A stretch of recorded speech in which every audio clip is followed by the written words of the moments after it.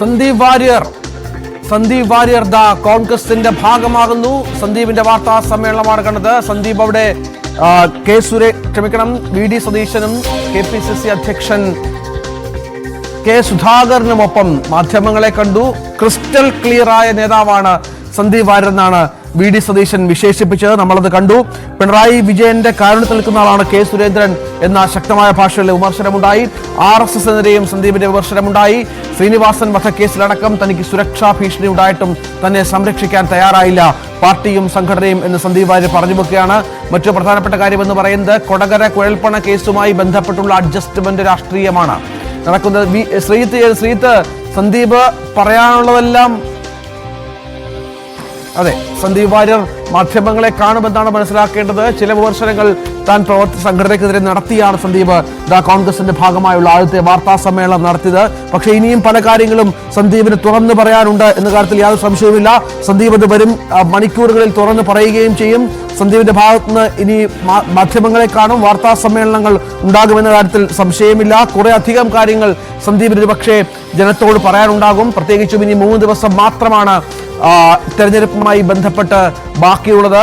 അതുകൂടി ഇതിനോട് ചേർത്ത് വെക്കണം. 20-ാം തീയതി പാലക്കാട്ട് തെരഞ്ഞെടുപ്പാണ്. സന്ദീപ്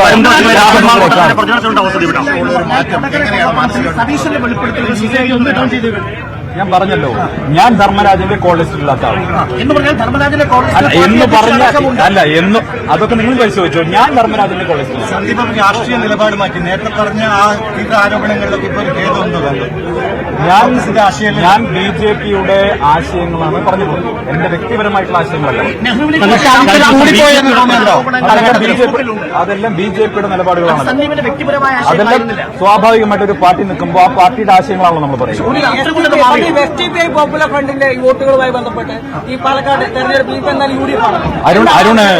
അരുണ് പോയിട്ട് ശ്രീനിവാസൻ വധക്കേസിൽ 17 പ്രതികൾക്ക് എങ്ങനെ ജാമ്യം കിട്ടുമെന്ന്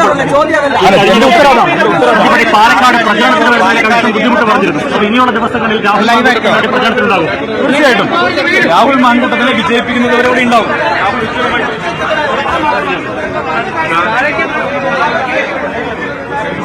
സന്ദീപ് മാധ്യമങ്ങളെ കാണുകയായിരുന്നു.